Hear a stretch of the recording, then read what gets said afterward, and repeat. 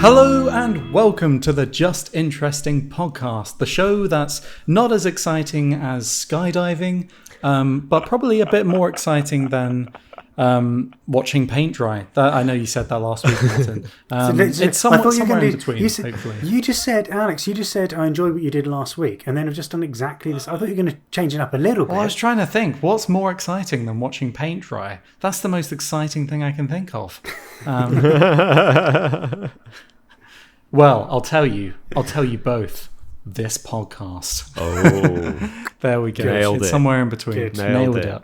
Mm-hmm. Anyway, as you can hear, Robin is joining us again this week. Where were you, Robin? Where you missed out? I know I missed out. Jamie was here last time. Jamie he did a from fantastic job. I thoroughly enjoyed last week's podcast, and I think Jamie should become a regular, and I'll just retire to the South Downs, you know.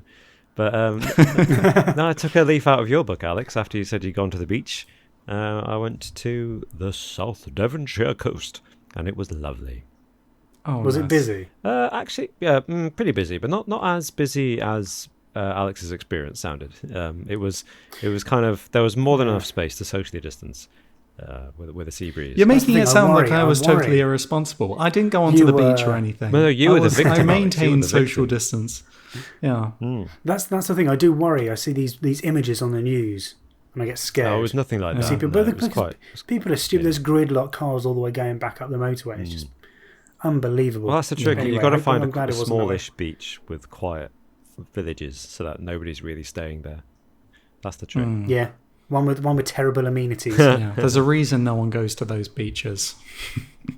Well, this was actually a really nice beach, one of the nicest beaches I've ever been to, and a lovely hotel. And wow. I won't mention the name, so that nobody goes there to swamp it with irresponsible lack of social distancing. But it was the nicest holiday I've ever had. Oh, wow. Apart from my honeymoon, which I am contractually obliged to say is the best holiday I've ever had. Nice. Yeah. Good save. Good save. Good save. Good save. Solid. Yeah. How are you guys doing? I'm good. Same old. I don't think I've left this chair since I filmed the podcast last week, to be honest. How are you, Martin? Yeah, no. Also, it's been a decent week. Actually, it's been nice. I've been getting out. I've been walking in isolated woodland, but as of yet, haven't come across any dead bodies. So all good. Well, that's a relief to hear. So, thank you. So this week we are going to be discussing some of the best or weirdest, probably better to describe them as weirdest rather than best, the weirdest cults of the 20th century is going to be our main topic of discussion this week. Yeah. And we've each chosen a cult that we wanted to discuss and bring to the table. But before we get into that, we just wanted to thank our Patreon supporters who are keeping this podcast going. And we just wanted to give a special shout out, now that it's August, to all of our new Patreon supporters who signed up in July. So I'm going to go down and read out your names. Thank you to Brian Blair, James Hayward, Ashad Mahmood, Connor Duncan, Ethan Walker, Denver Bagabaldo. Sorry if I mispronounce any of these names, by the way. Martin Rene Acerbo Rasmussen, Curvy Redhead, which is easy to say, and Nathaniel Orr. So is that Nathaniel? Oh, the French. I think it is. Yes, I think it is. I remember Nathaniel Orr from the channel that shall not be named. So nice to have him back. That's great. Of course. Great to have you here. Thank you so much, everyone, for supporting the podcast and keeping it going. And if you are listening to the podcast on any of your chosen platforms, whether it be Apple Podcasts, Spotify, any of the other ones, feel free to leave us a review.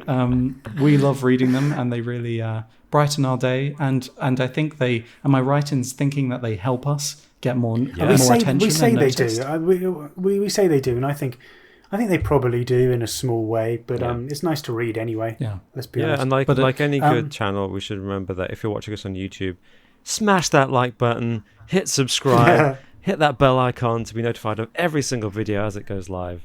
And if we get what do you have to say? You have to say what 500 likes. If we get 500 likes from the first 24 Martin hours, will eat a shoe. we are. I'll eat a shoe. Well, I'm part of a shoe. I'll eat a shoelace. You're going to eat a shoelace. We'll get it from the You've sweet said strawberry- that now. That's strawberry going to shoelace. actually have to happen. And we'll release another video. Oh, At Oh some wow! point Oh in well, the that's a big future. promise, Martin. I'm not sure we can do another It podcast is. after this one. This is going to be like the grand Podcast. finale. I thought this was it. Podcast 26 will happen. is I, it. I was going to say, yeah, that's a bit of a risk saying that. Yeah. But before we jump into our main topic of conversation this week, what have you learnt this week? Robin, I'm going to pick on you because you weren't here last week. Oh, what have you only learnt fair. this week? That's only fair. I learned something today, in fact, that I thought was so interesting I had to bring it up in this podcast. And it was not the thing I was originally going to say. But today I learned about the right of Heriot, which was a feudal right in England and in Europe in general. But I'm going to talk about the English version, which is where a tenant, a landed tenant who rented a patch of land from their local lord, if they died, had to give their best beast, whether it was a horse or a cow or something else, to the lord.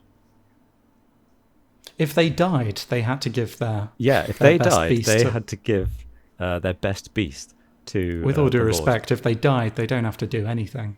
Well, their family might have survived. And this goes back a very long time.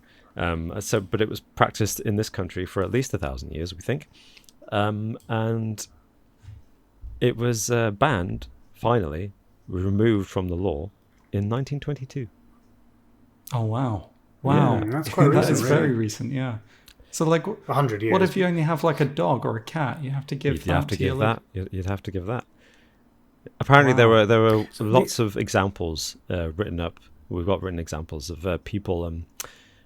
If they got terribly sick, these tenants would suddenly lend their best animal to their neighbour and be like, "Oh, I'm just going to give you this cow," and suddenly their best animal is that dying pig in the backyard. So.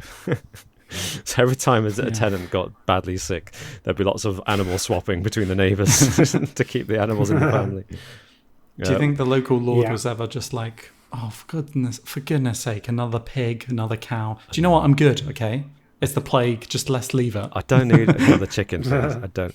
Well, the thing is, originally, it's called Heriot because it comes from an Anglo-Saxon word, an Old English word, Heriet, which means war gear. So originally, it comes from an Anglo-Saxon system where the king, if a nobleman died, they would give the king weapons or war gear, which could be a suit of armour or it could be a war horse. Something useful like that. And of course, I guess all the noblemen are like, and particularly after the Normans invade, when you get feudalism imposed upon England, it's kind of like the king needs war gear, but the noblemen are like, I don't think the peasants have much in the way of war gear, so I'm just going to ask for the animal, just ask for the horse instead.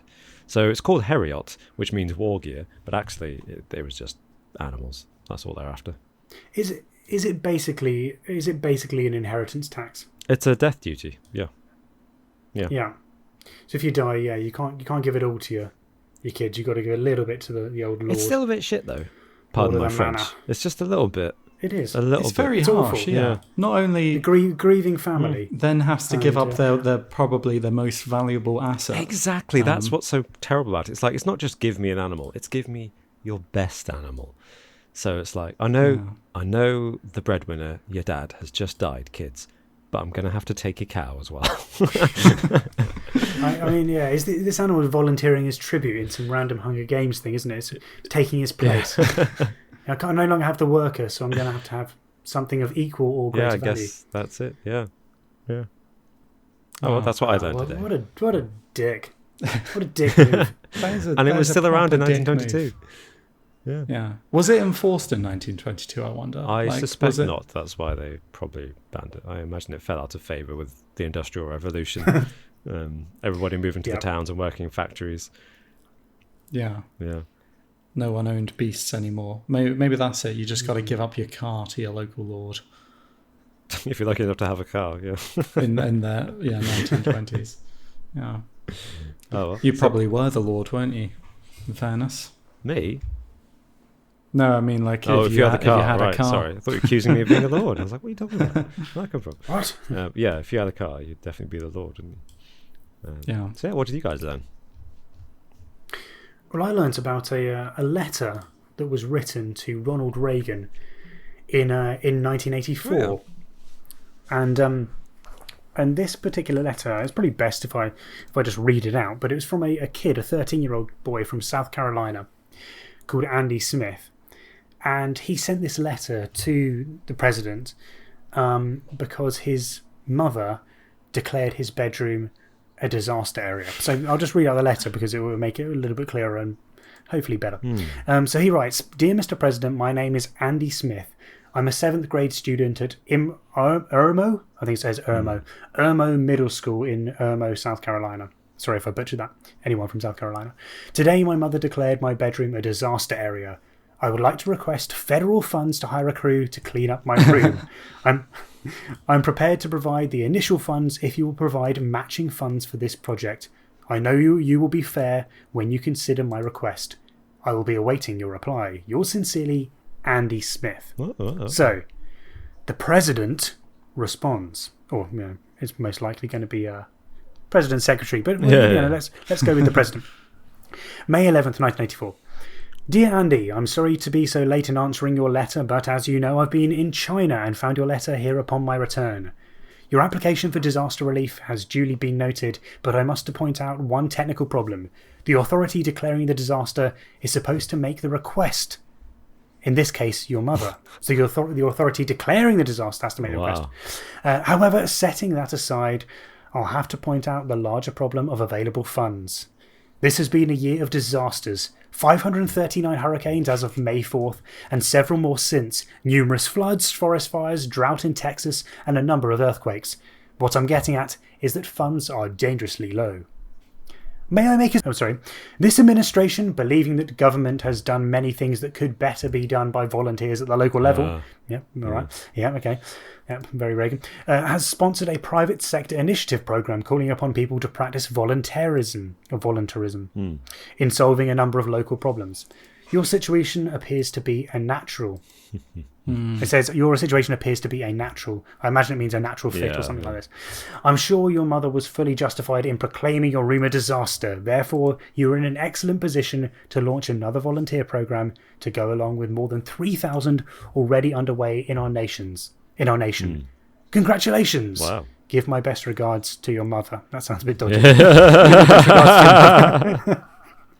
Sincerely, Ronald Reagan. Oh, so he replied to this letter from 13-year-old Andy, saying that basically piss off, clean your bedroom yourself, and also trying to say that the president and the government are actually doing a lot to aid disaster relief and build initiatives amongst community. Yeah. That child was probably so disillusioned by that response that he probably grew up as a libertarian, hating the government and thinking the government was useless, can't help with anything, couldn't even help clean up my room. Exactly. But I thought that was really quite funny. I think that's great. That he got a response that was so so policy first, wasn't it? But also, it's really funny on the mother and the child as well to take that initiative and message the president, send a letter. I think that's great. Exactly. He deserves credit for that. Yeah, exactly. I mean, if the president had come back and said, "Okay, we can offer you $10,000," he would have been like, "Well, actually, my suggestion of putting half of the money up front for you to match is kind of out the window." Yeah. Oh, nice. So, interesting. It was funny. Interesting stuff. Great. Well, I learned this week a pretty terrifying fact about humans and the human body. No. I learned that humans are actually the best runners in the animal kingdom. Nothing can outrun us. Oh. Which I never realized. Like, we're not the fastest runners, but we can outrun any other animal, which is Yeah, which is mad. You always think from an evolutionary point of view, we got our advantage solely from our brains and being smarter. I guess that's what I did. That from my naive point of view, that's what I assumed. But actually, we had this huge evolutionary advantage in that we can outrun nearly any other animal.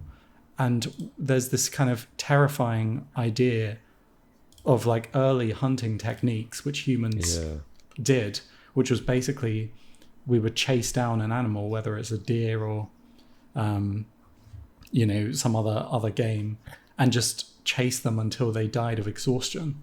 Or they got too tired to run and then we'd spear them. Exactly.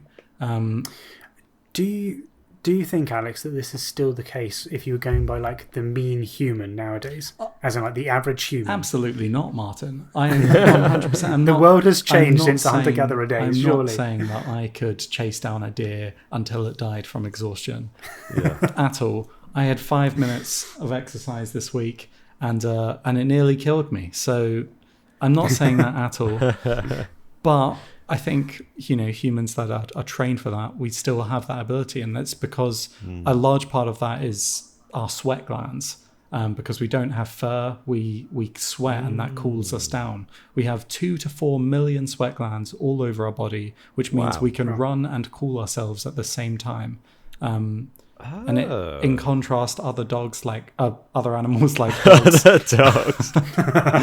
other animals like dogs or horses and camels, they pant to cool down. And they do sweat as well, but less effectively. So they overheat faster and slow down sooner. So we are the best at endurance running. So all those times when I was a kid and I was in the park and a dog would come running by and I'd race the dog and just give up after a little bit because the dog would be so much faster, but then it would stop because it was tired and I'd keep going. I should have turned to the dog and said, "Hey, the race has just begun." Exactly. I didn't realize what my advantage was there. I thought, I was just a pathetic runner. Just keep on going, and it will either just collapse or you get it eventually. That dog was mine. That's a terrifying thought about just it's like a horror movie. You're just being stalked by a relentless enemy. That's the thing. Imagine if you were an animal and you were just sprinting away and you were faster than this person, but this animal, this creature hunting you could track you, find your tracks, catch up to you, and just kind of hunt you relentlessly. It's terrifying to think about, actually. But interestingly, to answer your question, Martin, this practice of persistence hunting, it's called, remained in use until 2014 with the San people of the Kalahari Desert. Which is a tribe over there, I guess, that still practice this technique of hunting. Until 2014? Until 2014, yeah. So why did they stop in 2014? In 2014? That's a story for another time. I don't know. I don't know. They all got Amazon Prime, I presume. I'm not sure. Hopefully, it's just that they didn't need to use it anymore. They found an easier way of getting food. Just kind of fade. Or farming. We kind of did farming, didn't we? So humanity. I've never farmed in my life, but Have you not? No, I have been on and past many farms, but I have never farmed myself. Well, fair enough. That's an interesting fact. The early days of human success, I guess. Yeah. Our ability to chase down anything relentlessly. Ooh.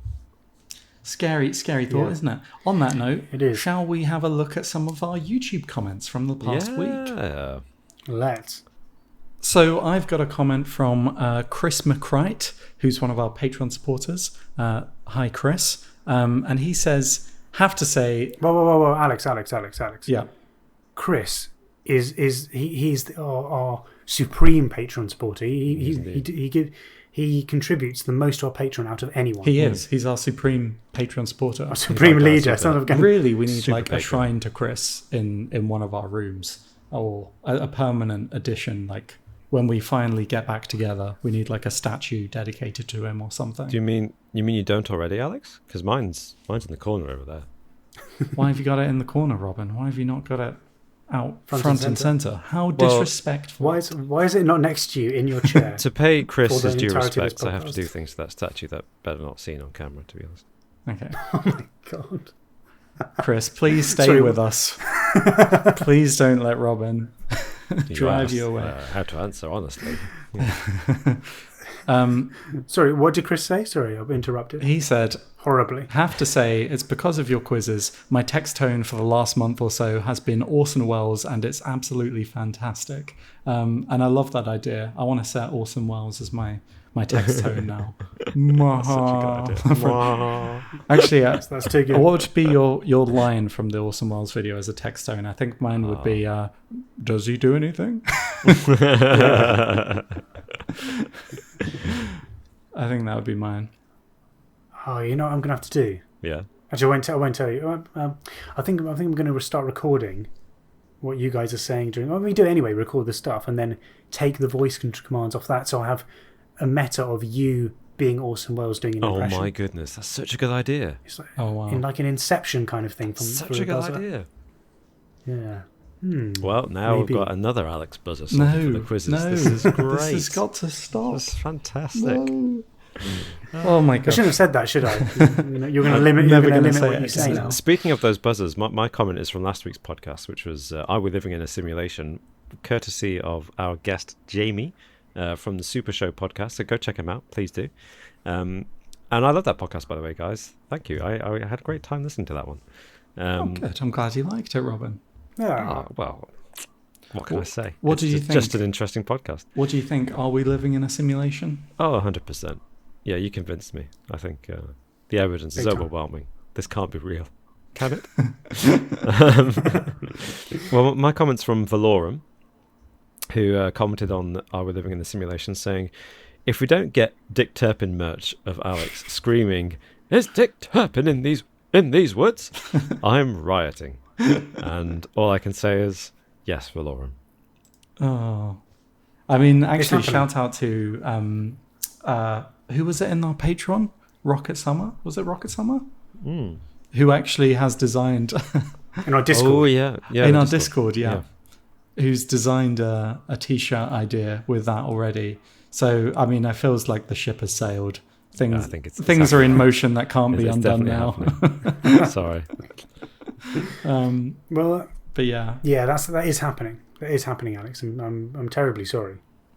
Oh. Yeah, it's happening. Well, my comments from Caroline or Caroline Sappho, and she says maybe the simulation is reset if we become fully aware of it. Also, some people think the Mandela effect could be proof that we are in a simulation. That could be the glitch. Interesting thought. That is a good thought. Yeah, we didn't actually bring up the Mandela effect. That's not normally associated with That's a good point. Yeah, this kind of thing, It's but it to do with definitely deja could be. vus and things. Exactly, kind of. yeah. Yeah. Yeah, I thought that was really good. That's pretty good. Yeah. Nice. Well, shall we jump straight headfirst into our main topic of the week as we Yes. delve into the mysterious, weird, strange world of cults, and particularly the weirdest cults of the 20th century. So what offerings have we got for our listeners today? Well, my offering is a cult by the name of the WKFL Fountain of the World. Catchy name. Fountain of the World is more catchy, the Fountain of the World bit, than the WKFL. But the WKFL stands for Wisdom, Knowledge, Faith and Love, Okay. which sounds pretty hippie-ish, doesn't it? Well, you made me think it was a radio station at the first half, and then you kind of lost me towards the end. I can understand that. So, I mean, it's a little bit earlier than the kind of peak hippie times of the 60s. It was founded in 1948 in California by a man calling himself Master Krishna Venter. Oh, that's a cult leader name and a good half. name. I Isn't know, it? right? yeah. I know. Yeah. It's very typical. His actual name was the less impressive Francis Herman Penkovich. Not so catchy, but not a bad name.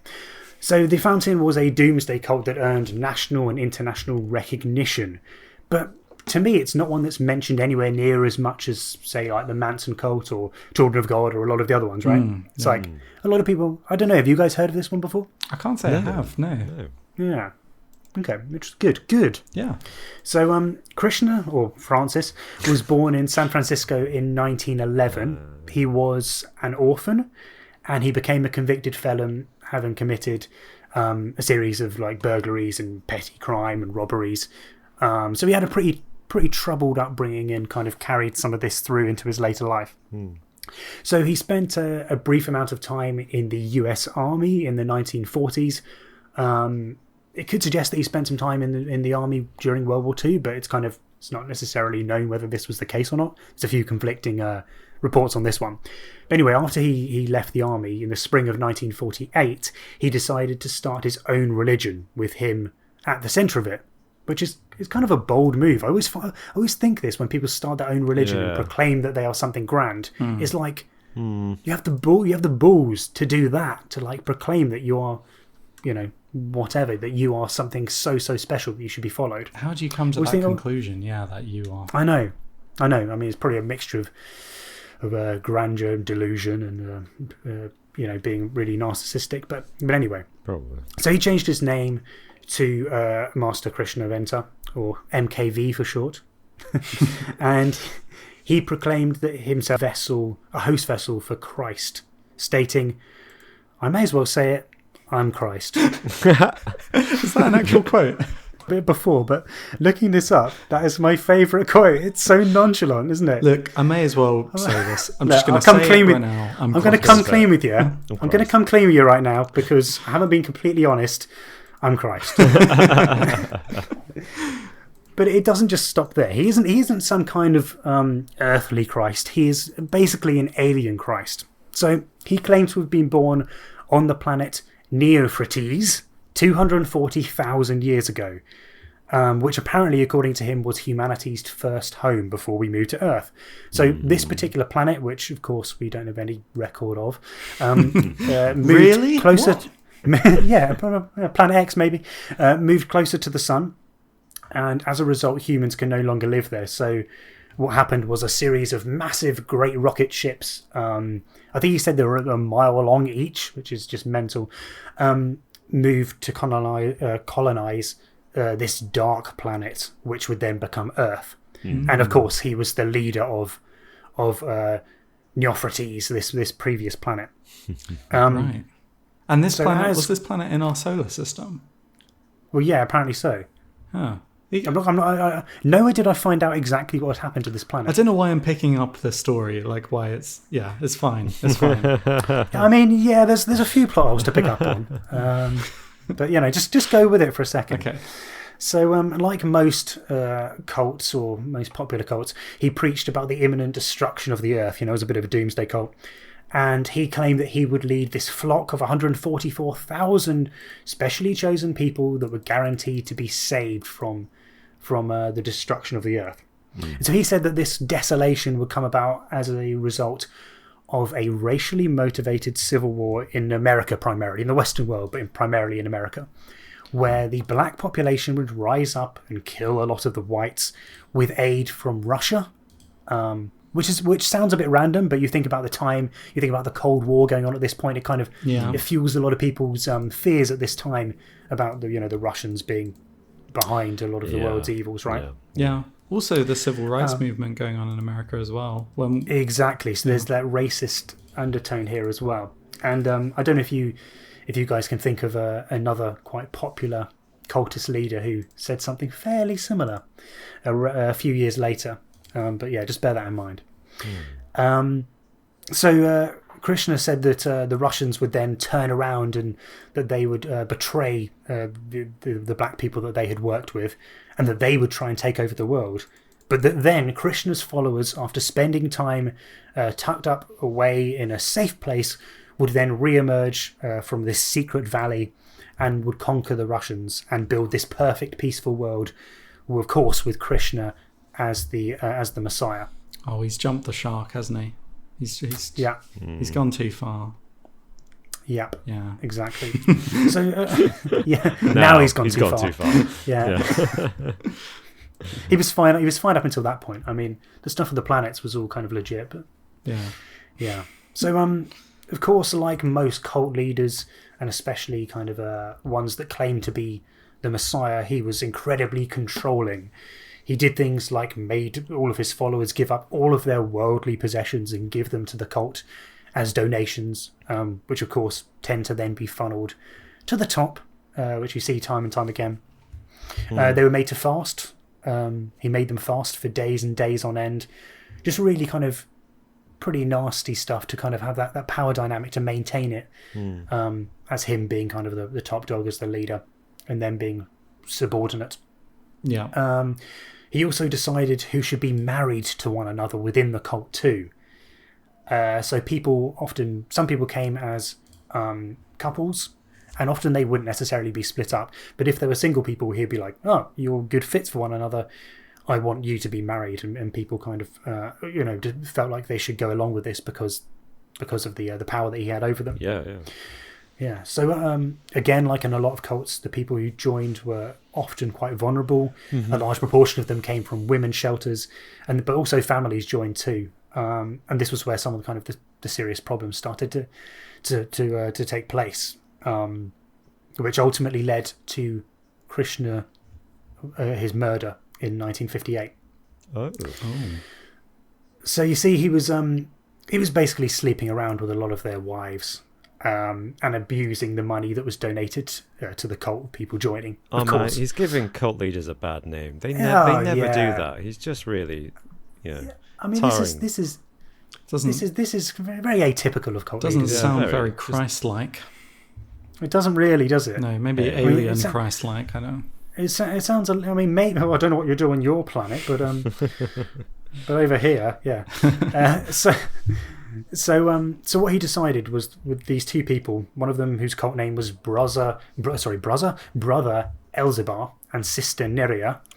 Brother Elzebar was actually called Peter Duma Kamenov, and was one of this guy's oldest friends and one of the original founders of the Fountain. Yeah. He ended up leaving the cult as a result of basically rumors going around that he'd slept with his wife. But his wife actually refused to leave with him. She wanted to stay in the cult with their son, who was called Prince Aaron. Prince Aaron. So yeah, Prince Aaron. Prince Aaron. But there were question marks over Prince Aaron's paternity, as a result of this sleeping around, and also because he seemed to have preferential treatment within the cult itself. So that's just another interesting thing. Oh, poor kid. So, I mean, that's not the greatest start to life, is it? No. Being born into a cult. So on December 10th, 1958, Peter Kamenov and another former cultist called Ralph Muller strapped themselves with 20 sticks of dynamite and blew up the WKFL headquarters. Whoa. Wow. Killing themselves, Master Krishna Venter, and seven other people, including an 11-month-old baby, which was not cool. Very, very tragic. It wasn't their intention, I don't think. They went there, and a massive argument incurred. There's question marks over what they were discussing. Wait, they went there with dynamite strapped to themselves, and a massive argument occurred. I mean, maybe it was a threat. Well, obviously it was a threat, but there's question marks over whether when they went there they were actually wanting to blow themselves up, or whether that ended up happening. It was all probably on the cards if there was dynamite strapped to them. But yeah, there was a massive argument. They blew themselves up, killed a whole load of people. A few of the members tried to continue the practices of him going for. Sister Thedra and Sister Vali moved to Mount Shasta in California, where they channeled messages supposedly from him. Fountain members went to other sites as well that had been created by the Fountain. So there was a site that they had in Alaska where Neria, the wife of this man who had blown himself up, and of course Prince Aaron, her son, went to Alaska and went to this homestead that the cult owned there, and they stayed there for years until it kind of ended up disbanding. So yeah, it kind of faded out after his death. I wonder with that kind of thing, as you'd imagine would be the case. I wonder, like, with that kind of thing, like, where's Prince Aaron now? Like, what's he doing? What's he doing now? Did he grow up normal? Did this whole thing really mess him up a bit, or is he just a normal guy now? I hope the latter. Yeah, when he moved, there's pictures, and when he moved, he was still quite young. So you'd hope that hasn't messed him up too much. I mean, there is a little bit of an irony with him claiming to have lived for 240,000 years and actually be invincible, and then getting blown up. But yeah, I think a few of the cult members also kind of left his body out, hoping that he'd be resurrected as Jesus. But then after a few months passed, they were like, "Oh, we should probably bury him." Yeah. A few months. Well, yeah, man, they're expecting it to take place, weren't they? I think if you were that indoctrinated, you'd be like, okay, it hasn't happened yet, but it's going to happen. Yeah. He's Jesus How Christ. does that work? Do you think they had a vigil over his corpse, or was it just like every night they go to bed, every morning they'd be like, "Has he got up yet?" Still there. Still Just there. rotting, yeah. Still Yeah. there. But yeah, so this was kind of the end of the cult. It fizzled out in the mid 70s, really. But it does lead us nicely onto another cult leader, and that is Charles Manson. The rantings of Manson claim that there would also be this race war, and there's definitely question marks over whether Manson got a lot of his ideas from Krishna, whether there was this direct line between the two of them. There's not sufficient evidence to claim that this was definitely the truth, like that Manson was influenced directly by Krishna. But some people do believe, and it has been reported, unverified reports suggest that Manson actually joined up with the Fountain of the World a little bit later on in 1968, so 10 years after Venter was assassinated, Right. and had a bid to take over the cult, but was kicked out of it, and then moved to the nearby ranch, which of course became the infamous ranch of the Manson family. Yeah. Wow. So it seems like if Manson did know about these teachings of Venter, or these rantings again, to use a more appropriate word, maybe he was influenced directly by him, but we don't necessarily know. But there are some definite similarities between these racist rantings and believing that there would be a secret cave, which after the war was over, that his special cult would then re-emerge and kind of take over the world. There are some remarkable similarities here. So without Venter, would Manson have gone on to do the things he did and become so infamous? So so that's the story. Ooh, that's an interesting of Krishna Venter. Yeah, it's chilling, isn't it? How you just, these cult leaders, they're so deranged and so egotistical and megalomaniacal, they just don't think about the consequences of their actions and what other people will do with the groundwork that they lay. Yeah. Or don't care. I mean, if you're the kind of person that's embezzling people's fortune, using power dynamics to break up people's marriages, and also just ruining people's lives and making them do these crazy fasts, you're probably not the kind of person that's going to care, really, are you? No, you probably don't care. You care about you. Yeah. Mm-hmm. Yeah, and there's you've got to question how much do they really truly believe what they're preaching, and how much of it is just an act. Like if he's on the one hand saying he's a Christ-like figure, or he is Christ, he admitted it. Then, but on the other hand, he's skimming money from the cult, and sleeping around. He's kind of it's like he's saying one thing but actually believing the other. Yeah, I mean, well, you hear stories of people embezzling money and sleeping around in churches, in the best of churches, let alone a cult. But yeah, I know what you mean, right? Would you believe that you were the Son of God if you were doing all this stuff? Or maybe you'd be more likely to.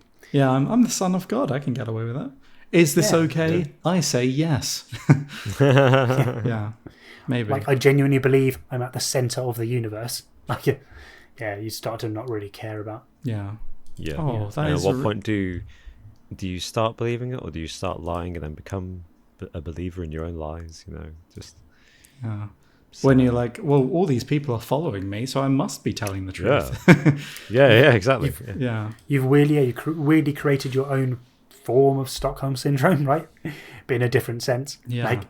You've surrounded yourself to try and make people believe, and then in the end, it's them that makes you genuinely believe that this is the case. But maybe maybe so. Yeah. That's an interesting angle. Yeah. Cool. Well, thank you for that one, Martin. That's really interesting. I hadn't heard of that, and the connection to Manson is really intriguing as well. Yeah, chilling. Yeah. Shall I talk about my one that I've brought to the table? I'm not really interested, Alex. Okay. Yeah, I think we're done there. Thanks. Yeah, Martin's was good, so let's just go move on. I mean, I don't know how to top that one, in fairness. That one was really good. I wanted to talk about the Sullivanians. They're collectibles, aren't they? Little rabbits. Not the Sylvanians. Not the Sylvanians. That's what they are. Yeah. Sorry. Not the Sylvanians. The Sullivanians. And this was a cult that operated basically from the 50s to the 90s, but there was nothing like super. It didn't literally go out with a bang. It kind of just fizzled out. And I found this one really interesting because I guess because of who it was who formed it. There's some differences between the classic ideas of a cult and this one, and there's some really sinister stuff going on with this one that I just thought was worth mentioning. So it's not a doomsday cult like the one that you mentioned, Martin, or many other popular traditional images of a cult. This was more like a sex cult, the Sullivanians. And it was founded by a man named Saul B. Newman, who was born in 1906. And he attended the University of Wisconsin, and he was a Spanish Civil War veteran and served the US Army in World War II. And after World War II, he went on to study psychotherapy. And he went to the William Alanson White Institute, which trained psychotherapists, basically. And while he was there, he met a co-worker, Dr. Jane Pierce, who later on became his wife, his first of many wives. And basically, when one of the founders of this institute, Henry Stack Sullivan, died, they both decided to leave and go and form their own institute in New York. And this founder who died, Henry Stack Sullivan, where the name of the cult obviously comes from, he believed that people's personalities were basically formed entirely around interpersonal relations with other people. So our personalities are completely shaped by who we're surrounded with throughout our life, basically. And so they founded an institute for research and psychoanalysis in New York City. So that was the first kind of difference between this cult and like other kind of, it's kind of similar to like other kind of communes and that kind of thing. Like hippie communes. It ends up being something quite similar, but you imagine them on their own kind of isolated ranch or something out in the middle of nowhere, away from civilization. Whereas this was quite interesting because this all took place in 3 buildings in New York City, in Brooklyn. So it's quite interesting how they were surrounded by civilization, everything else, but they still managed to maintain this very tight-knit community. For 40 years. For 40 years. And even though this fizzled out in the 90s, that was only because the founder died. And there are people that were still associated with this group.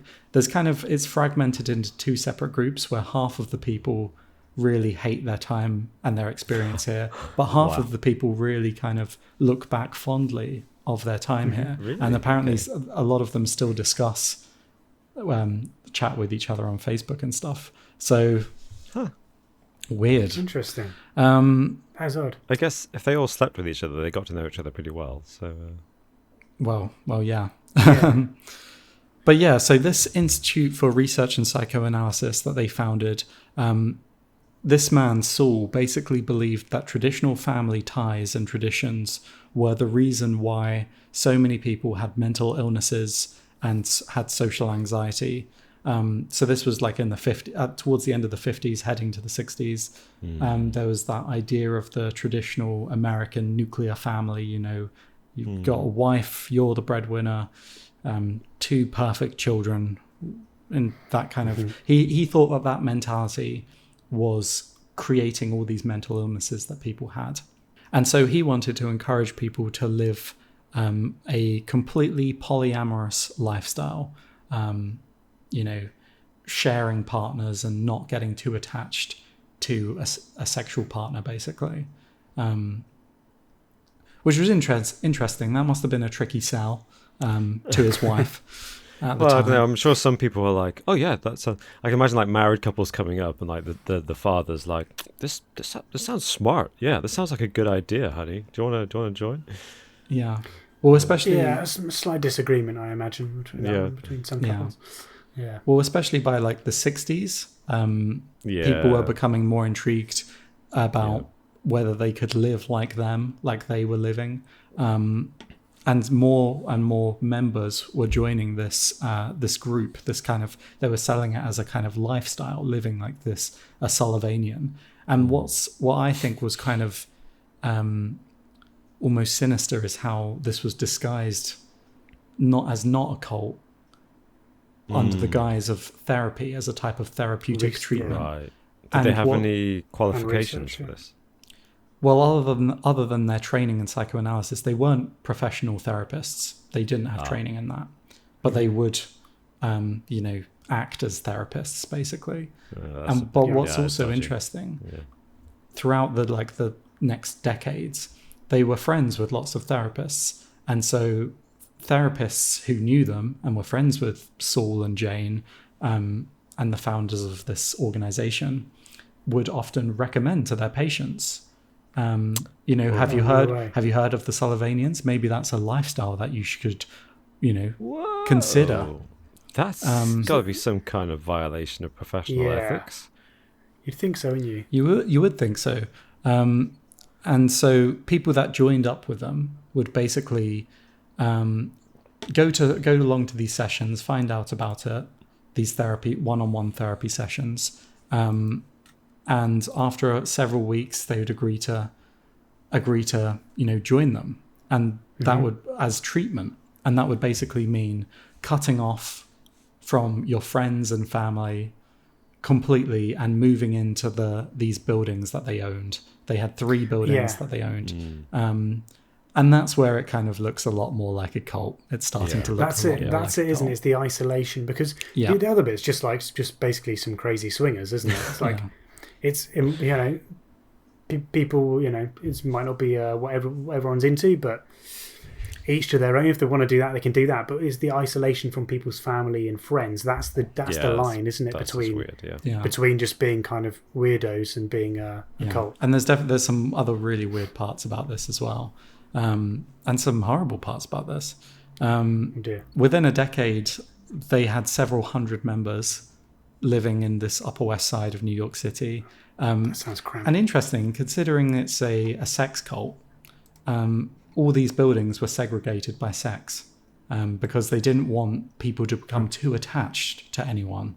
So that they would be segregated. But they Sorry, I'm interrupting. I was just wondering, what about homosexuals? Weren't they part of the cult? I bet if they're in single gender buildings, wouldn't that doesn't help them? Yeah, I honestly I'm not sure what the situation was.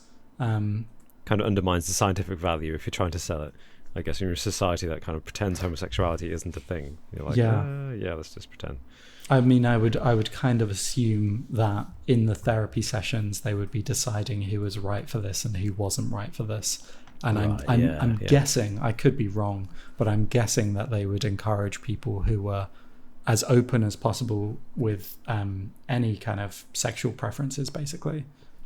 And basically they would still have these kind of therapy sessions, but there was no kind of distance from the therapists and the patients.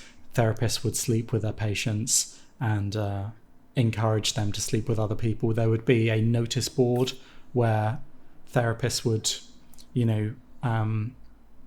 prescribe people to go and sleep with other people in the group. People would write on the notice board who they were going to be sleeping with. It was that kind of out in the open, basically. But also that kind of clinical and prescribed. It became like you had to do that to stay there. Yeah. That's a bit weird. So it wasn't just like, an encouraging lifestyle. It was like you had to constantly have a new sexual partner. Yeah. And there were some members of this group that were quite well known. It wasn't just like random people. There was a writer named Richard Price who was part of this group, and a singer, Judy Collins. Really, Judy Collins? Judy Collins was My part of the parents loved Sullivanians. Judy Collins. Yeah. Not in that way. I was gonna say, yeah. Oh, no. And then Right. where this kind of all started going a bit downhill was kind of by the late 70s. So part of this group was that you couldn't have kids in this group, and any children that were born as part of everything going on, the children would be given to a caregiver as soon as they were born, and when they came of age would be sent to boarding school. God. Oh, man. They had to. And basically this group kind of fell apart a little bit because a lot of lawsuits were brought up from members of the group against the Sullivan Institute, basically 100%. basically because they were preventing them from spending more than like an hour a day with their child. And then as the kind of group went on, the leaders needed more and more control. They needed to control what people were doing as their careers, their hobbies, and it basically became more and more of a controlling cult. All those kind of hallmarks that makes a cult. That's pretty bad. They had mandatory therapy sessions 3 times a week. And they were prescribed these kind of like, they had to have a sexual partner, basically, a new sexual partner. I mean, I assume there's been lots of studies of this, because in a way it sounds like there probably is some useful data, right, for psychology and sociological purposes, in terms of what went on with this cult. Oh, well, you mean in terms of purely scientific research? Yeah, it sounds like there is. If they've got enough information, real scientists could study what happened with this cult and actually get something useful out of this. Like the whole, the premise of the cult was conventional family values is what's destroying people's mental health, and then it's people being unable to have conventional families that leads to the cult's destruction. Yeah, there's something in that, right? That maybe, I assume. No, it's true. I feel like what I find particularly kind of sinister with this one is that these people were in a position of power. There was it's less like they were delusions of grandeur and they thought they were Christ-like figures. They thought they were treating people.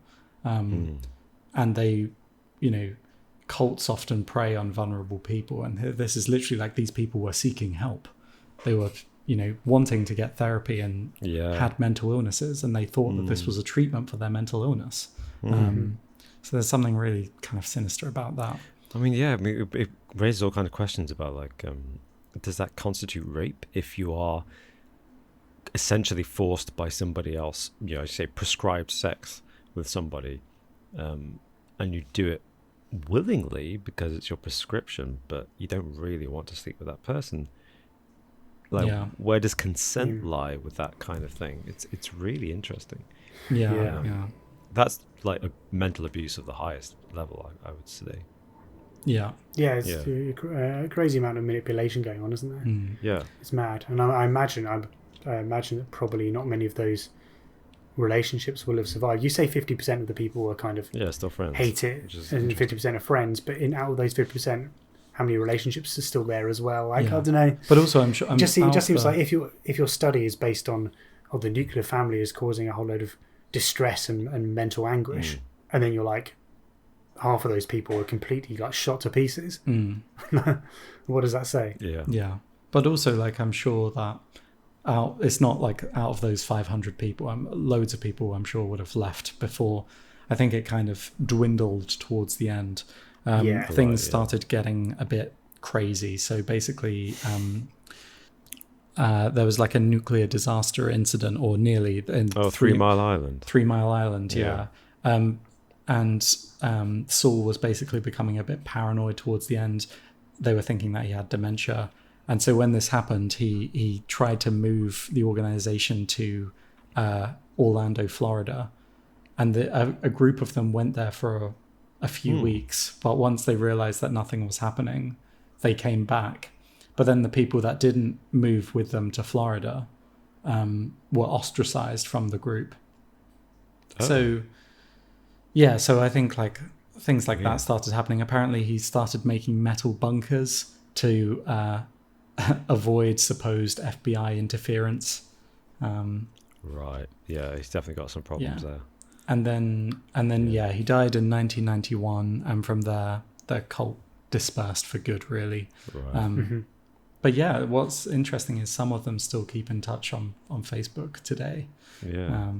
I mean, this is going to sound bad, but as cults go, it's not like the worst cult. I mean, cults don't have a great reputation, right? Yeah. So it's like, you're not the worst Nazi. Yeah, you're not killing people. You're not committing mass suicide. You just kind of mentally... You're just ruining people's lives. Yeah, you're ruining people's lives. Mental manipulation, splitting up families from children. Yeah. But you're not killing anyone. Yeah, it's just kind of like... It's bad, but it's not like... It's weird. I feel weird about it, hearing that story. I think like what I find interesting is, it kind of... In many ways, it has all the hallmarks of a cult. But then in other ways, it kind of differs. Like, this wasn't... I don't think this was someone... He probably did have delusions of grandeur, but... he wasn't trying to paint himself as like the supreme cult leader. He was just, a therapist treating people at this institute. Although at the fundament of, like with all cults of personality, there is great fraud at the center of it, with someone pretending to be something they're not. In this case, he's pretending to be a legitimate qualified scientist. I mean, this is what I was going to ask. Like, do you think how many of those people who were the worthy scientists, or supposed scientists, believe that what they were doing was actually beneficial, and how many used it just to exploit people who are in a vulnerable position into doing things they didn't want to do, maybe for their own gratification.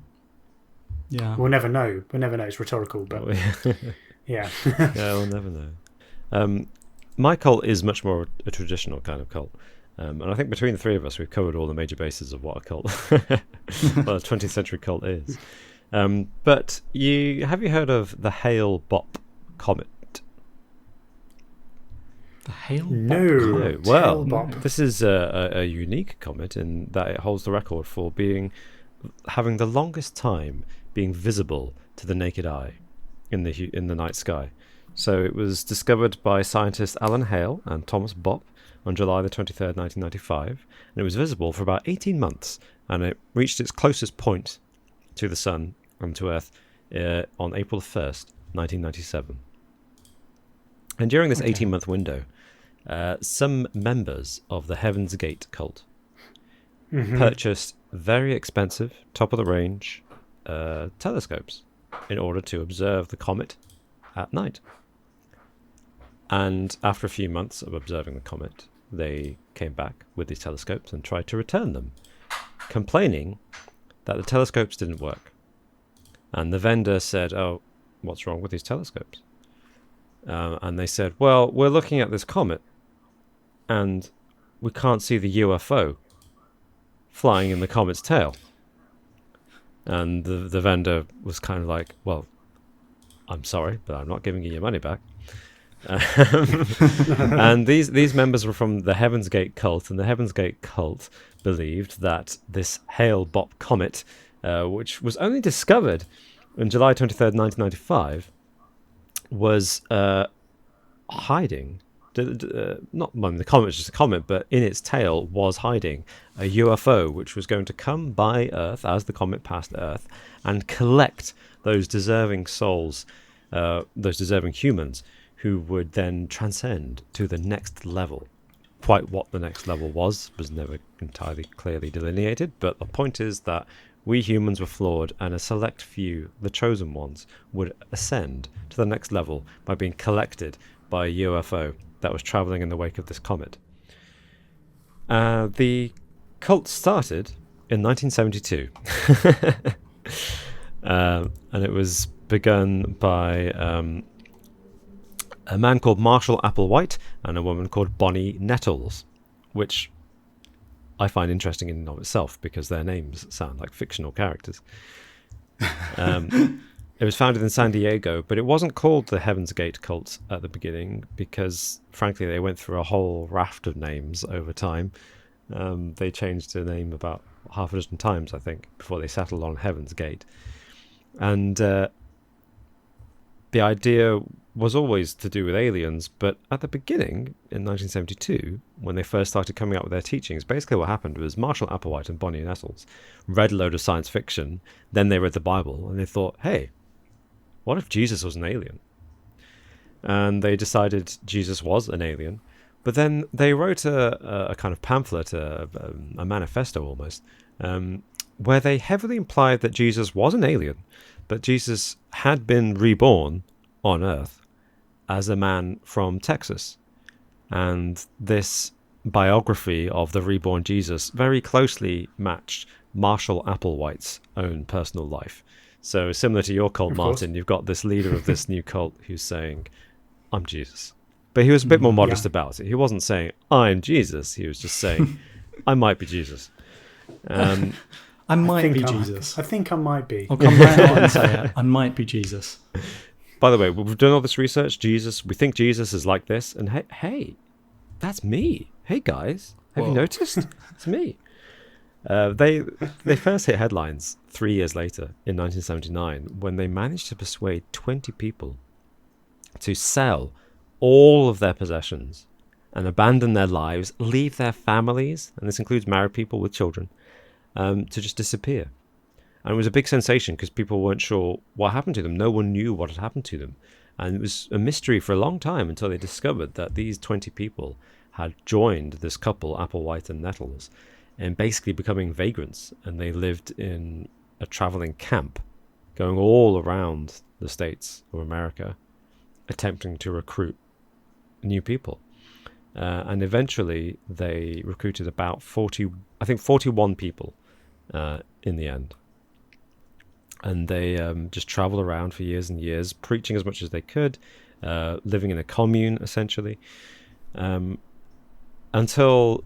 1995, when this comet appeared, and they realized that, this is the comet that is disguising the UFO bearing maybe Jesus, but Jesus' relatives at the very least, who will come and scoop us up and take us to the next level. But in order to prepare for being transported to the next level, we need to perform a ritual in which we die. Yeah. And this not so is good, this part, is it? Yeah, this is the bad part. This is where so the comet reached its closest point to Earth on the 1st of April, and on the 29th of March, a couple of days earlier, 39 members of the cult committed ritual suicide. So 2 members still survive, and apparently they still go around kind of talking about the cult, but it's not entirely clear whether they are still kind of saying the cult was a genuine thing or whether they disapprove of it. They remain kind of neutral, just kind of telling people about the cult. But yeah. So just in case you're curious, they died by... they all dressed up in black tunics and Nike shoes, and they ate applesauce mixed with a sedative and vodka, and tied plastic bags over their heads and died from poisoning. I think the 2 that survived actually did try to commit suicide, but were successfully taken to emergency care, A&E, quickly enough for the effects of the poison and the suffocation not to take place. I wonder if they were. Wow. I wonder if they were happy that they survived, or if they were like a bit pissed off. I've missed the ascension. I've missed it. Well, this is what I'm not sure about is whether they think those other 39 people who died actually did transcend, or whether they think they made a mistake. It's not entirely clear what they think these days. Yeah, that'd be very interesting to know, wouldn't it? Like an update. Because I imagine that, when these cults fade out, a lot of people go back to their normal lives, or at least appear to go back to some kind of normality, right? They wear normal clothes as opposed to robes or whatever, They're surrounded by normality, so naturally they kind of fall back into it. It's interesting to know whether they genuinely continue to have these beliefs or not. I think it probably depends on the individual, doesn't it? Yeah. But man, it's so tragic. These people left their families and then got so brainwashed that they decided to do this based on the ramblings of two nutters. Yeah. Pardon. Yeah, basically. Yeah. It's kind of... I don't approve of it, obviously, but I do kind of respect how totally they did it, though. Like, they became vagrants, they became homeless, and they camped around and they lived in this commune. And as far as I can tell, there doesn't seem to have been any kind of abuse going on. So obviously they took advantage of these people. But at least to Applewhite and Nettle's credit, they didn't seem to be profiting from it, you know? It kind of felt like... Not materialistic. Yeah. It kind of felt like they did genuinely believe their cause. It wasn't like a... Yeah. I think it's fair to assess them as genuine nutcases, crazy people who believed what they were preaching. But I find that kind of... That's what sets this apart, I think, from other cults, is that although it has all the hallmarks of a couple of people, cult of personality, claiming to be Jesus, a big peak event which results in a mass suicide, ritualistic... and coercing people into doing things that they wouldn't otherwise do and taking advantage of vulnerable people. At the same time, they do seem to have been genuine believers in what they were saying.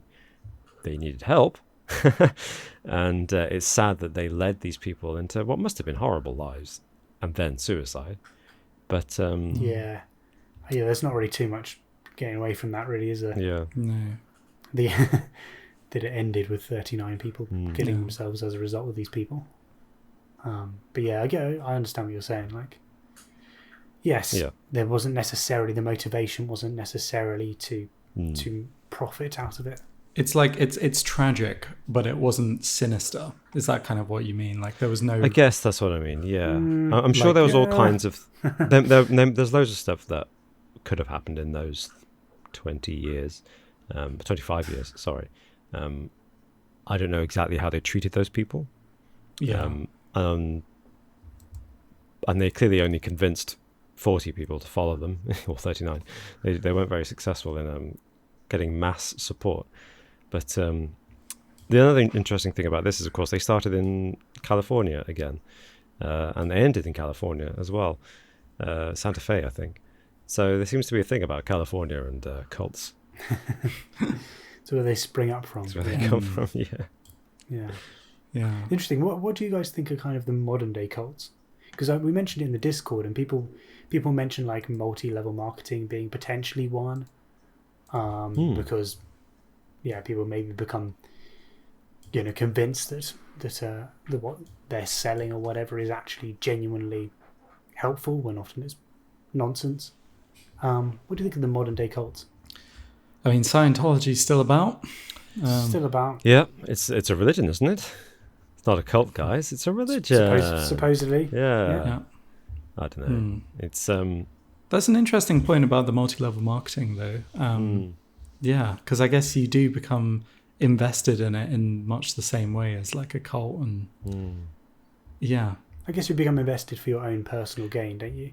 Do you remember back in 2012 the whole craziness about the Dark Knight Rises and the whole "In Nolan We Trust" protesters and signs being put around? Very vaguely. Yeah, that seems to have died down. I do not remember this. But it just got crazy that fans of Christopher Nolan's Batman films just got really invested, basically, and got really invested in him, and playing on the phrase "In God We Trust," "In Nolan We Trust." And whilst that might have started out on the internet as a bit of a witchy joke, it quickly became a bit weird. And I always get disturbed at the humanity's proclivity to obsess over individuals and the cult of celebrity, Celebrity, yeah. Yeah, and that just really... There must be a profound psychological need in humans to gravitate around somebody and to find like-minded people and to, just... What's the word? Like commune, I guess, with them. And I mean, that's the basis of any organized religion. I know this, but I don't know. It's just, it must be a basic psychological need, like a profound need in humans to group together, but not just group together and respect each other, but to group together around someone else. Yes, and it doesn't necessarily matter who either. That's the other thing that becomes apparent. It can be a celebrity. With some people, it can be a celebrity. Other people, it can be a particular politician or figure, musician. It can be a whole range of different types of people. Yeah, and also pretty makes the cult of celebrity as a whole quite dangerous, as anyone can really do it, can't they? I also think it's not just like the love of that person, that Christopher Nolan, but also it's the feeling of like being accepted as part of a group. You know, like you go onto forums and there's like all these people saying, "In Nolan we trust," and you're like, "I've got a sign that says that. I'm one of them. I've found a group of people," and you know, I imagine that's very much the feeling with like joining a cult as well. You feel accepted and feel like you're part of something, even if what you're part of is absolutely mental. I guess that's it. I mean, Martin and I, our devotion to you, Alex, is purely logical. Yes, it's you and Orson Welles memes. They're the two. There are two cults. The cult of Orson Welles, the cult of Dick Turpin. In fact, Martin, when's the next meeting? The next cult meeting? I haven't put it in my calendar. Tuesday. Thanks. Yeah, Tuesday. Yeah. Tuesday. Am I not invited to these? I should Tuesday morning, 4:30. I feel like I should be told about these, shouldn't I? It doesn't really work. Yeah, it doesn't work that way. If you're involved, you know, it's a cult thing. Doesn't work. It's a cult thing. Don't worry about it. On the day of revelation, you will be told, Alex. You'll know. When the time comes, you'll know. Okay, this started out as a little bit of a joke, but I'm actually becoming a bit scared, so let's move on. Do you guys fancy a quiz? Yeah.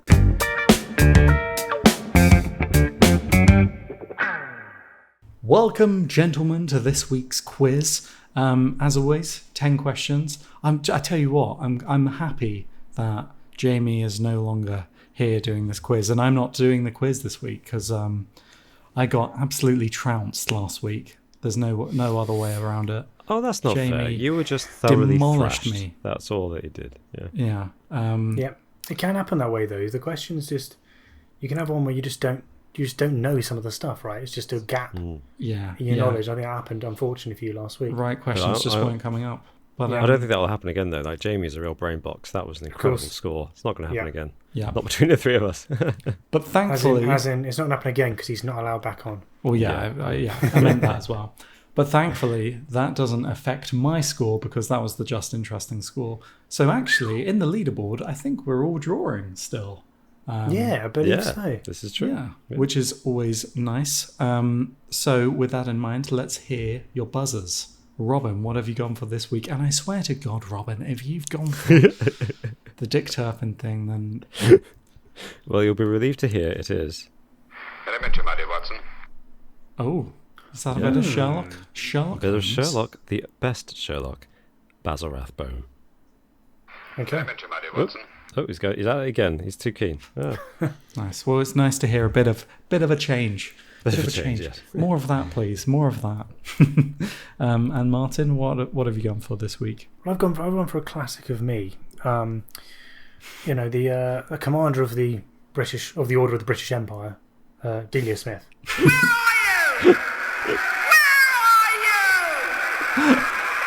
Where are you?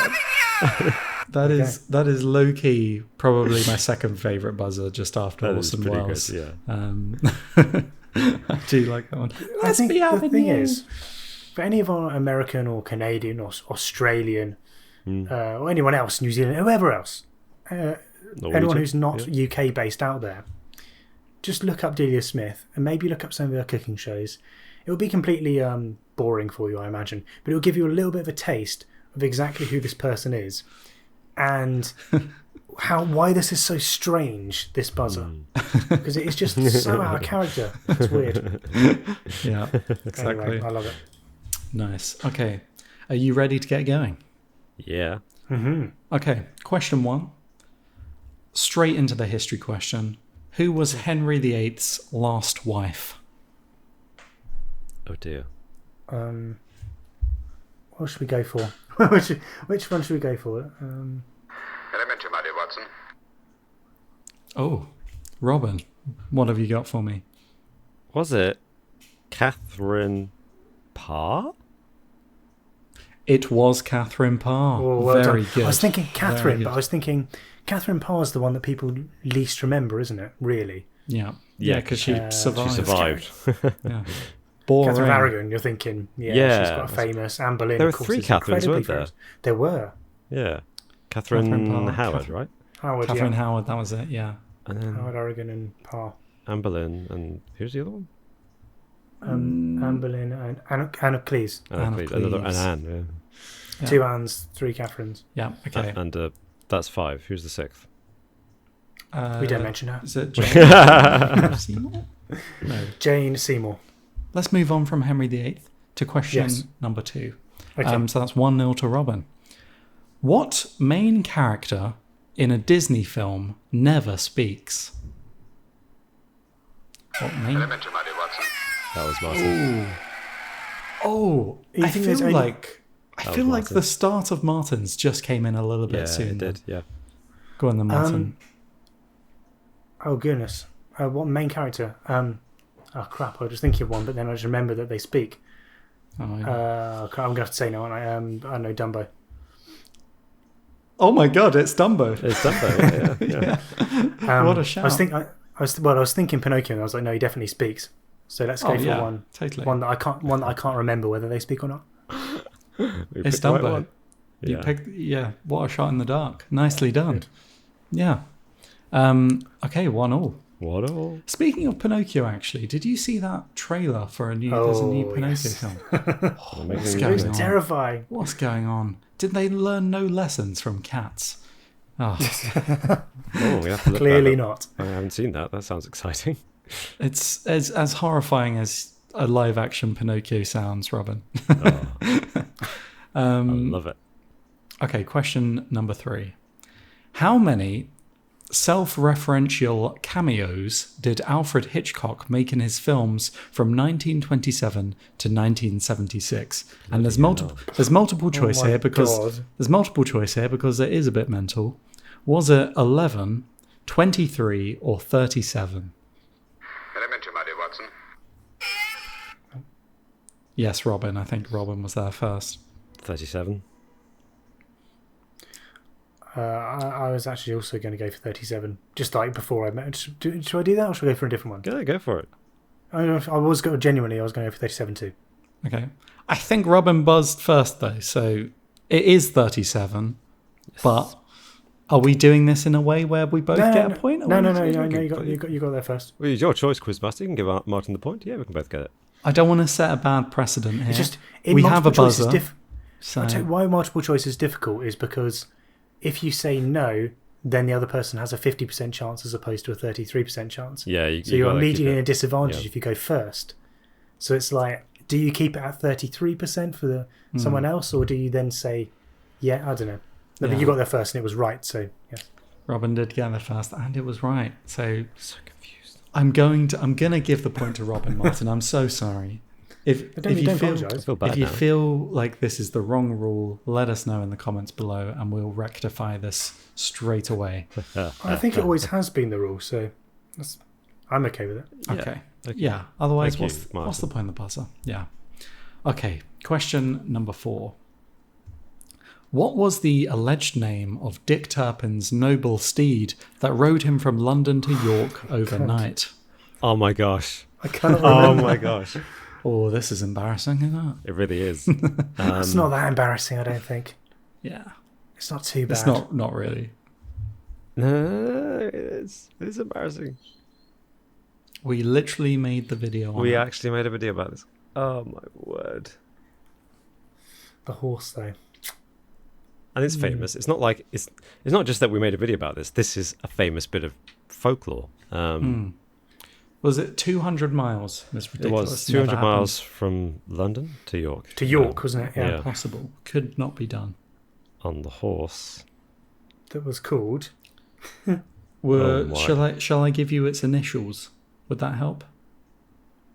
Yeah, maybe. Yeah, why not? So the horse's initials were BB. Oh yeah, Elementary, my dear Watson. Robin. Black Bess. It was Black Bess, yes. Man, I'm so. Thank you, but that's embarrassing. I think you can forgive yourself on that one, Robin. That's fine. Okay, so that's 3-1. Let's go back Okay, into yeah, this. we're doing that 3-2 maybe, but you know. I think it's No, 3-1. it's 3-1, Robin. Okay. Okay, question number 5. Who was the Roman emperor during the uprising of Boudica? Boudica. Boudica? Boudica. I should have During used this the buzzer. uprising. Why is that? What of all the quizzes to not use that buzzer? Oh, I put in a couple of questions, fully expecting it, in all fairness. yeah. Well, thank you. I appreciate that. Boudica.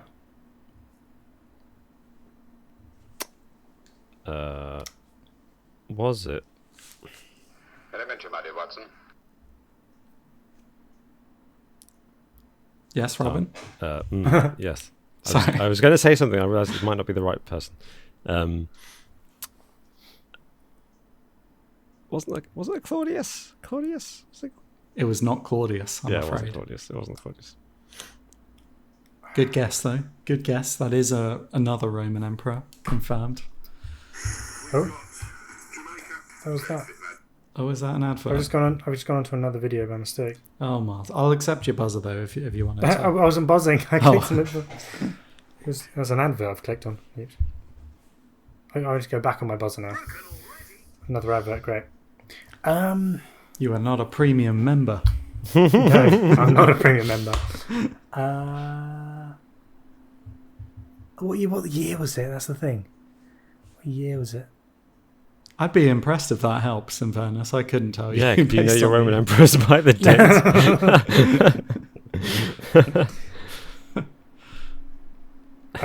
So I give you both a clue. Yeah, go on. 'Cause Okay, I'll be stabbing in the dark, really.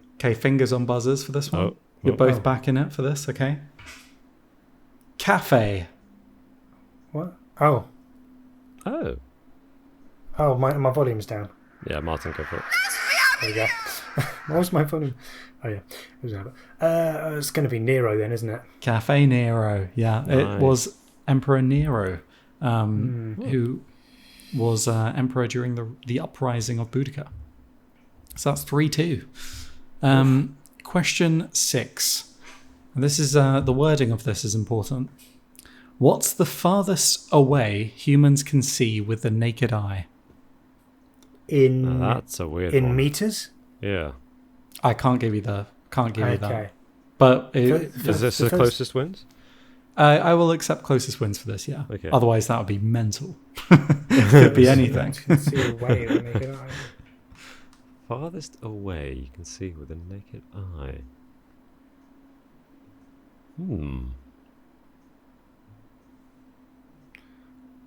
I mean, this This is kind of... this is a hard question because Yeah. okay.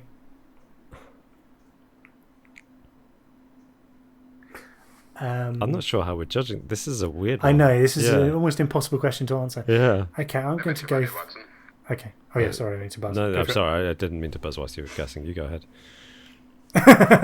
Much easier going second this one.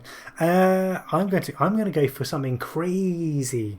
Let's go for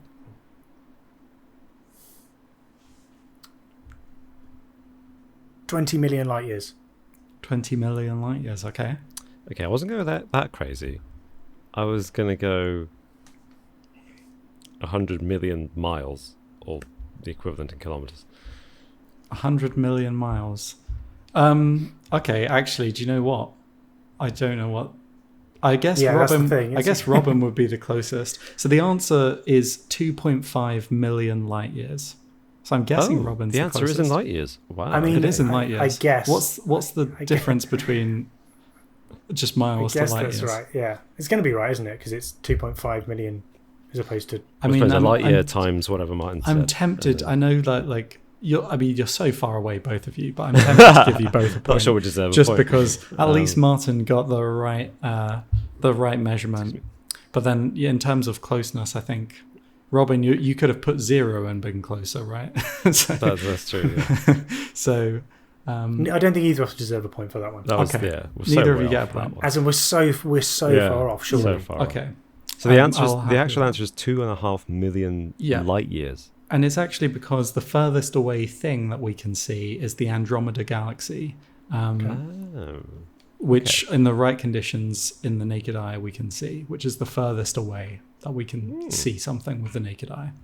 Question number 7, still 3-2. Mm-hmm. Who is currently 5th in line to the British throne? Oh, for crying out loud.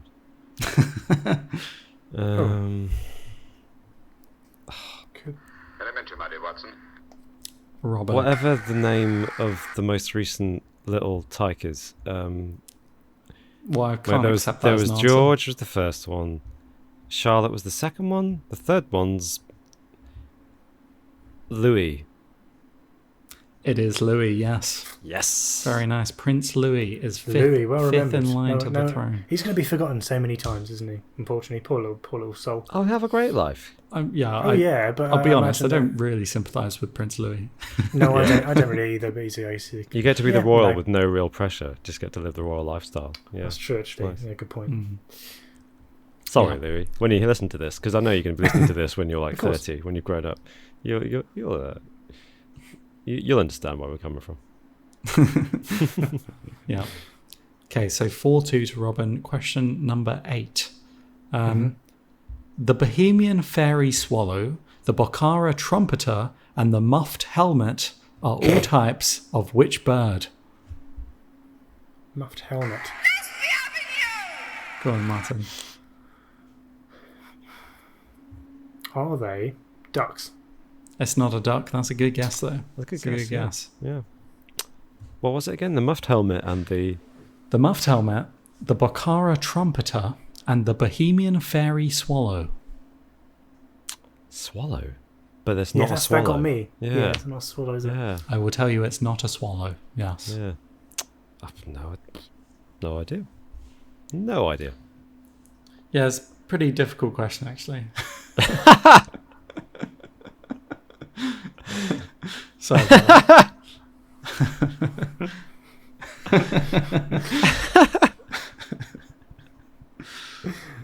Oh. Why did that get you so much, Robin? It's just the way you said it. It's so self-defeating. It's just kind of like, there's no point going on anymore with this and stuff. It's just, Shall I give you a clue? yes, please. Okay, fingers on buzzers. Okay. Just think of the most popular bird you know. Martin. It's not going to be the most popular now, is it? But a pigeon. It is a pigeon, yeah. Ah. Yeah. Which Or is the least popular, actually, in real I was terms. going to say, yeah. Yeah, okay. Most common. most common, yeah. All right, that's interesting. There you go, yeah. 3 different types of pigeon. Didn't not know I basically I know that there's a wood pigeon, which are like those Yeah. big fat Yeah. ones. That's all and I then knew. you've got The just grey like one, yeah. the grey ones, yeah. Cool. So there you go. Common street pigeon. So many Common types of street pigeons. pigeon. Rats Exactly. with wings. Oh, yeah. Okay, so what's that? Is that 3? Wait, 4-3. 4-3. 4-3 to Ooh, Robin. it's close. Yeah. It's close. It's close. Question 9, and this I'll also accept as the closest wins, and kind of fitting with our cult theme Okay. that we've got today.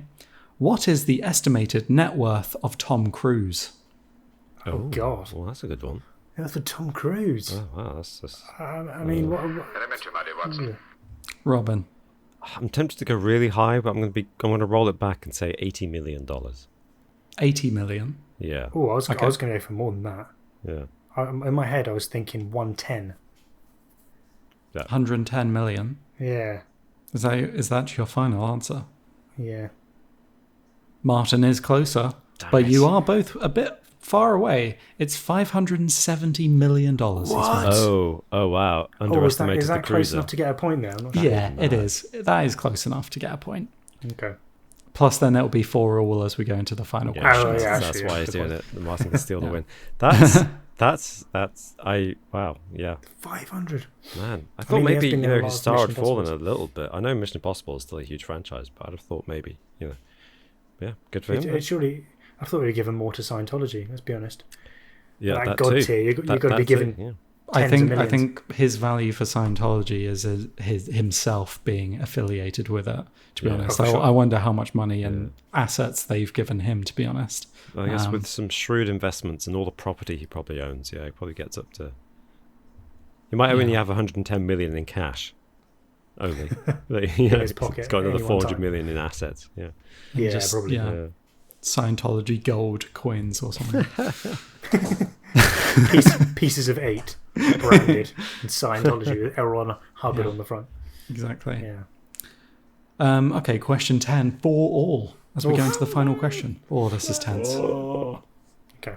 And I know you'll appreciate this one. Is this a closest wins? Yeah, it is. It's a closest wins. Closest wins. Bloody hell. Okay. How many times has TikTok been downloaded on the Google Play and App Store? Oh my Oh, god. come on. That's just. How many times has TikTok been downloaded? That's I guess rude. it's my turn. It's my turn to go first, really, On the isn't it? Google Play and App Store. Okay. Ooh. I'm trying to think. On the Google Play and App Store. Okay. Functionality doesn't really work on desktop, so. Okay. My buzzer's just buffering. Go on then, Martin. This is so tough. This is really so tough. This is tough. I'm going to go for 800 million times. Oh, damn.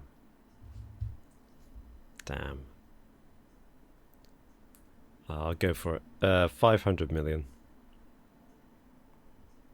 Well, I can announce that Martin is closer, and Martin wins the point. And interestingly, Martin, you exactly 800 million is the number of active users on TikTok currently. Wow. But the app has been downloaded on the be Google more. Play and App Store over 2 billion times. 2 What? billion times. 2 Yeah, billion. so Wow, that's 2 mad. billion. That's just mad. So how many people's data are they selling? That's crazy. Well, I was thinking. yeah. I was thinking like, it's not available on desktop, so everyone who has it has to be downloading it. And then out of that world population, who would be within that demographic? And then it becomes kind of hazy, doesn't it? Of like, okay, And I imagine That's a tough people, one. like, as they change phones and stuff, they would have re-downloaded download it it. again. Yeah, Yeah, that's true. yeah. Or deleted Or- it from their phone, then re-downloaded And it. they might have Yeah. a tablet and a phone. Yeah. Yeah. true. Good point. Good But point. only using one at a time. So. Yes, yeah. that's- True, with multiple devices. Good point. Hmm. Yeah.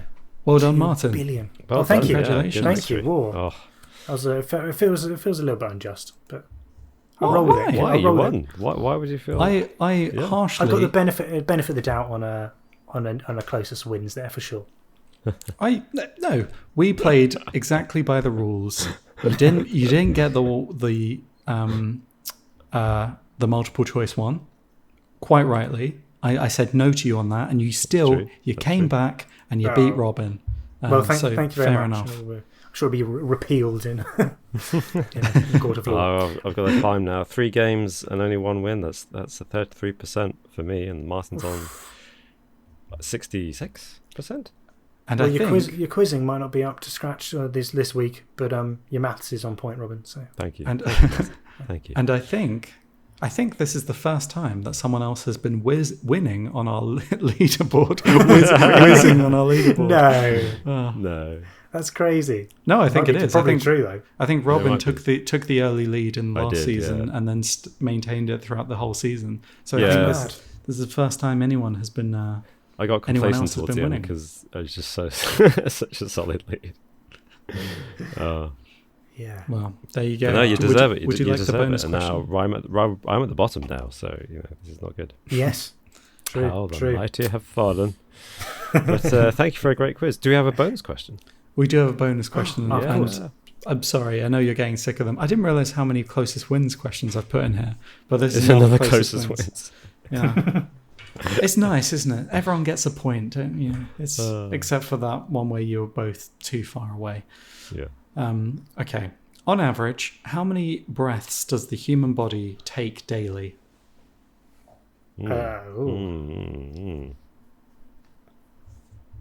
Elementary, my dear Watson. Robin. 234,000. 234,000. Sounds like quite a lot, doesn't it? Let's go for Probably not many. 24 equals 12,000, 13, 14,000. Did you just try and maths that, Martin? That was Kind of, impressive. kind That of. was impressive. Well, it has kind of worked. It's 20,000. I knew there's a 2 in there somewhere. Okay, 20,000. So pretty close, pretty close. Nicely done. I was going for how many times does someone breathe a minute? What is that? Yeah. How many times do they breathe a minute? I don't. Well, what's it going to be like? 10. 7, something like that. 8, something about 8 It's probably. got to be with more that. than that, surely. Surely? How often do you breathe? Like, I would say like 10. One every 5-6 seconds. 10 Well, that's what I went with, Mm. roughly. Yeah. I breathe every second. I don't know about you. Yeah. It's You're silent. hyperventilating You can't hear constantly. it, but I'm just constantly, just constantly breathing. Well, there you go. That was my quiz. Congratulations, Martin. Yeah. Thank you. Decisive And victory. thanks to both of you guys again for a fantastic discussion on cults. I've learned a lot about them tonight. Yeah, it was great. Thanks for that. Yeah, no, Um, you're welcome. And if you want to hear more from us, which quite frankly, I don't know why you would want to, but head over to our Patreon page where we've recently been discussing, speaking of TikTok, we've been discussing Trump's move to ban TikTok in the US and what's that all about? Why is he trying to do that? So Or has he? Well, maybe by the time this comes out, maybe might he have already done has. it. Yeah. So if you're interested in that, head over there.